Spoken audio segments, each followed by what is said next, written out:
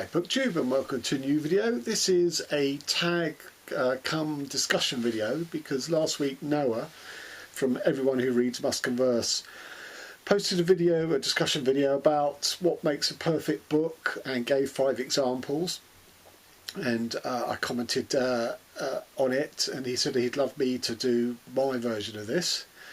And also I watched Brian over at Bookish's version, and again found myself commenting on an interesting point that he made, where he said of the 5 books that he'd chosen as perfect books, only one of them was in his all-time top. I don't know if it was 5 or 10.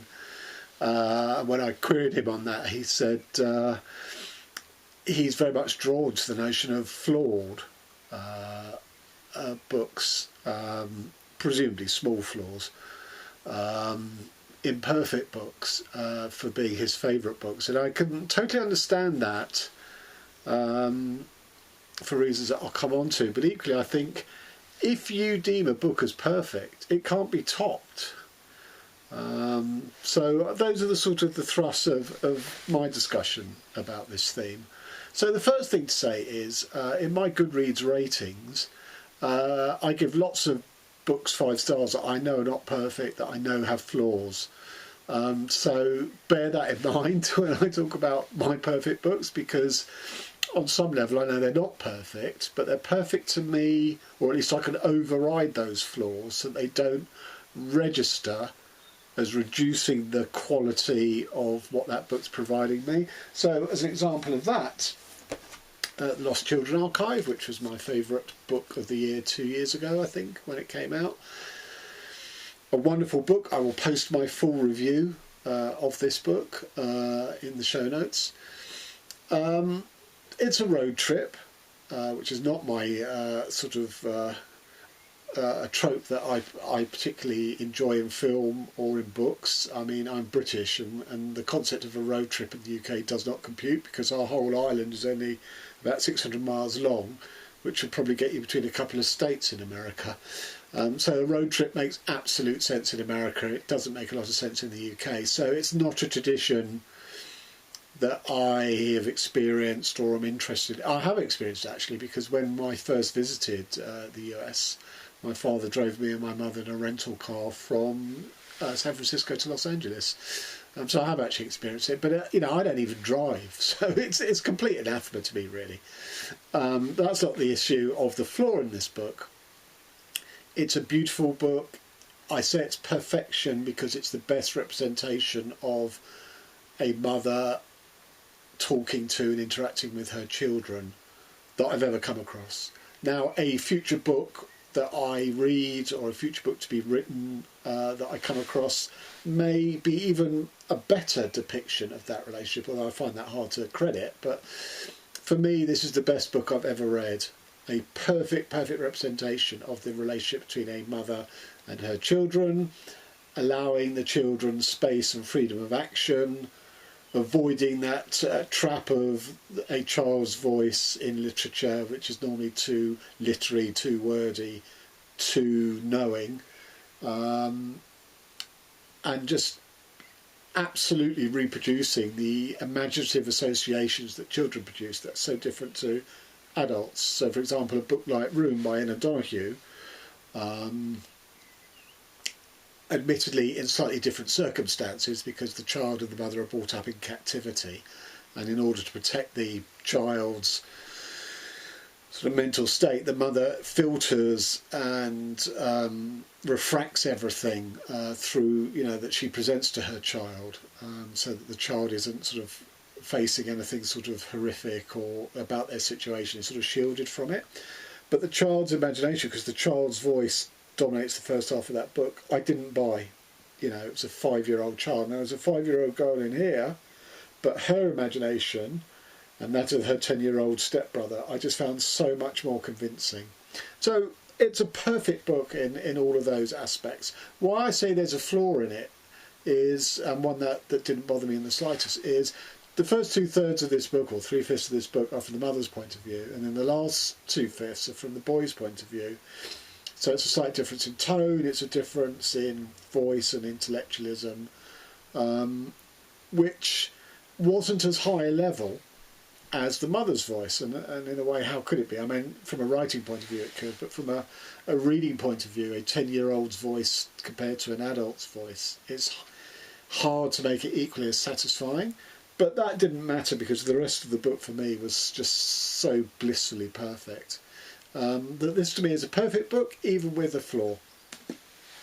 So that's the first thing. The next two are related in that they redefine the form and the language, respectively, of novels. They make you, or they made me, completely redraw my parameters of what a novel is. And in some senses that makes them quite narrow in their scope and what they're doing, but both are rigidly consistent within the narrow parameters of the world that they, or the, you know, and the form and the style that they set up. So the first is This Is Not a Novel by David Markson, a book several people comment on. If you mention this book once more, I'm really going to have to read it, aren't I? So here's another mention to all you guys out there. You got to read it. I think Brian, to be fair, Brian did actually read this at my insistent nagging, so good on Brian. But Zena, I went back over and saw a comment of yours, said if I mention it once more, you will have to read it. Here's another one. So this makes me question what a novel is, because it's made up of factoids, snippets, extracts from real historical figures, artists, writers, composers, musicians, politicians, military leaders, sports people, etc., etc. So it's delving in facts in the sense of it takes stuff from non-fiction. There's also extracts taken from critics commenting on the works of others and other people. But it is so artfully arranged that there is a narrative in here. Every so often, Markson inserts a voice of a putative writer who is arranging all of this material that the writer figure in here, and Markson himself, has read and has written down and made notes of. And it's the artful ordering, every so often the little tug of direction of the thoughts of the writer. But 95% of the work in here is the words of other people. So the first thing is, it's a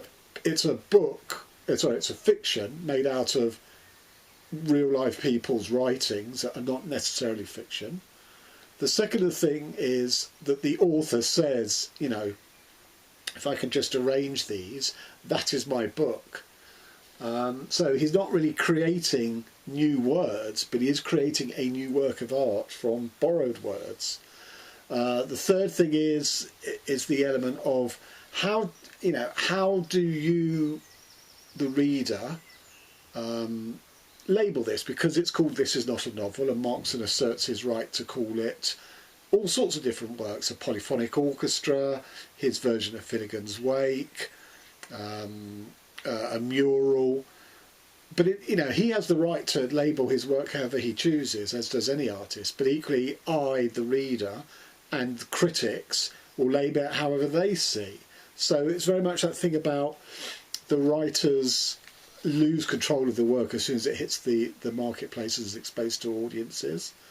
And that broadens out into concern for legacy. You know, how will this book live on after Markson's death? How will Markson be thought of, and all these sorts of things. And that comes through the artful arrangement of other artists' thoughts about this. The fact that he lists several artists who died in absolute penury. He talks about an Italian poet who, after their death, was not read until accidentally discovered by two greats of Italian poetry 2 centuries later, and then his work was rediscovered. So I think it's genius, because it's a never-ending refraction on what a novel is. But it's a very tight, it's perfection, because it sets very narrow parameters in the material it uses, in that they have to be stuff that other people have produced. And then how it's arranged is so beautifully done. You know, it's sort of grouped together on, you know, each grouping of extracts and factoids helps make the point that Markson wants to make at that point, be it about death or legacy or artists or criticism or, you know, whatever it is. But as I say, it's sort of quite a narrow ambit, that the world of this novel that Markson sets up. But it's perfection. It never deviates. It never slackens. It never drops off. It's a page turner, and he says it has to be a page turner, even though there's no story, no plot, and no characters, which he himself says. And yet it makes you turn the page. It's so perfect in that respect. And in similar fashion, The Age of Wire and String by Ben Marcus does for language what Markson does for form of the novel. This makes you question how we use language, and really undermines the concept of language.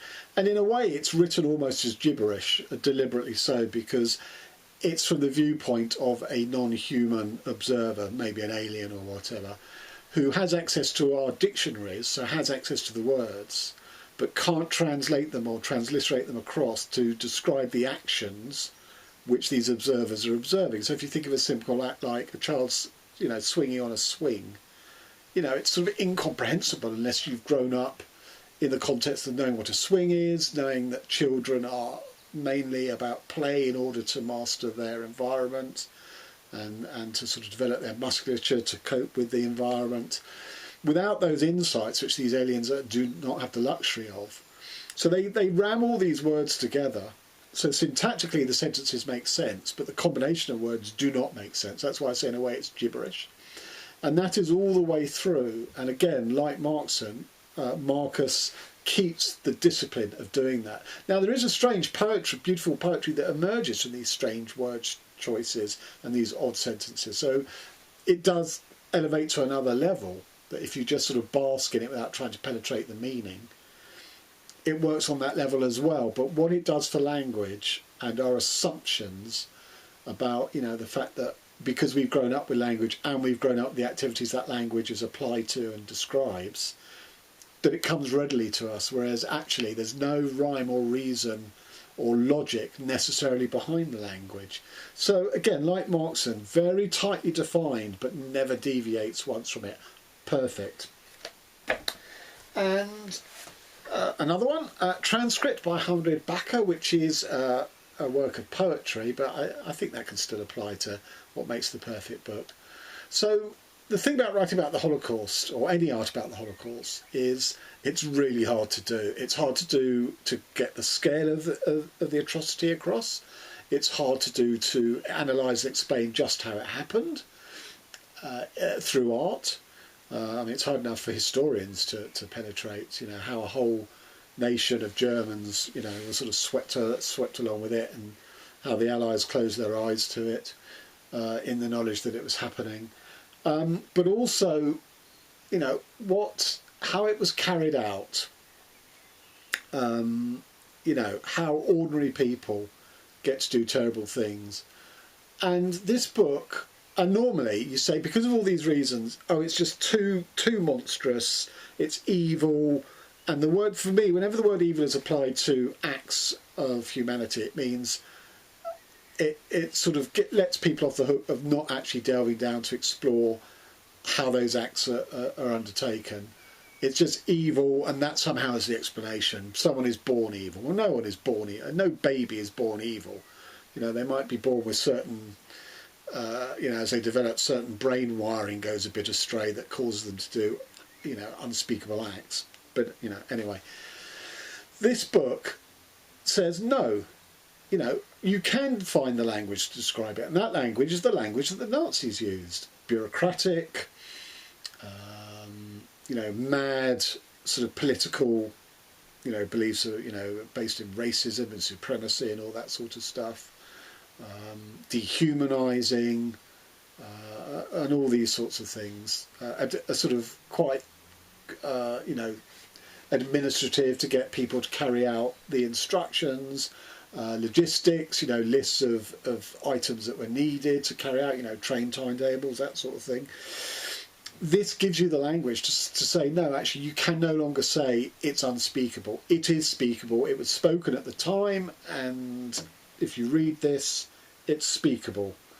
And that is the genius and the perfection of this book, because no other book I've come across has given you the insight. You get a lot from survivors, and what it was like to suffer these sort of iniquities.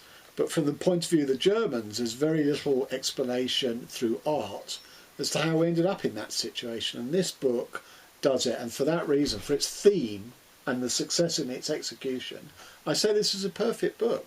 It's a chilling perfect, because in a way, like the Marcus one, it's not actually originating any fresh words of its own. It's using found words, you know, words found around the Holocaust.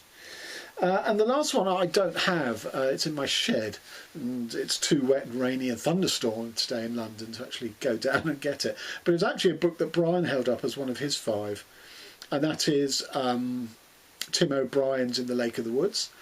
And it's perfect, and from a technical point of view, as a writer, I just so appreciated it from its technical brilliance. That's not to say also I didn't enjoy it as a read, because I absolutely did, and it was emotionally satisfying. It absolutely was. But the technical execution of that book is the best that I've come across. In a way, it's sort of the best that I've come across in a transparent way.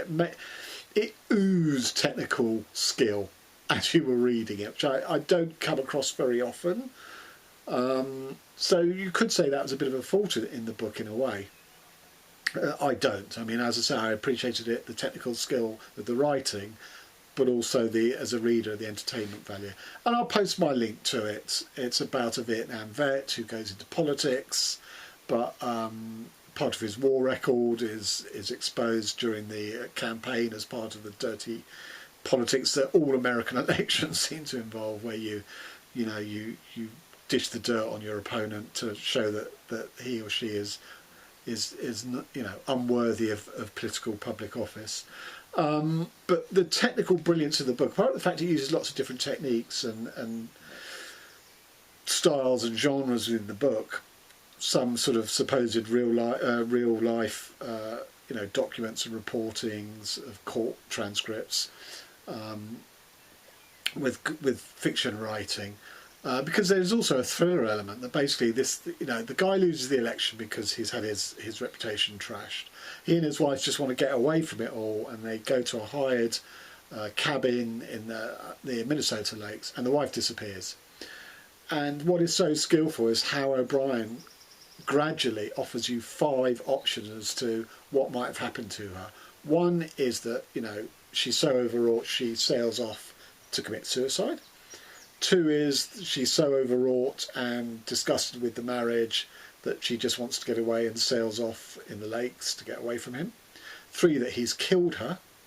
4 is that, no, their love is such that they're actually going to run away together and to Canada and start new lives, have a completely fresh start, and that she's got on ahead and he will follow. So there are all these different options, and the brilliance of the book is how we're gradually, because you're not aware of them all being options until, progressively another one is introduced. And the technical skill is that each one is equally likely. There's no way, I mean, you can intuitively or emotionally you can feel which what's her fate is. Was she suicide? Has her husband killed her? Has she, is this her way of divorcing him, or is it prelude to them both running off and reinventing themselves? And so they're all equally likely. And the mastery to offer you 5 different endings, and for you not to have an inkling beyond maybe your natural prejudice as to which one is the most likely. I just think that's fantastic writing. So, there you have it. There are, and I have to say that Lost Children Archive, This Is Not a Novel, Transcript, and The Age of Wire and String would definitely be in my all-time top 10 books.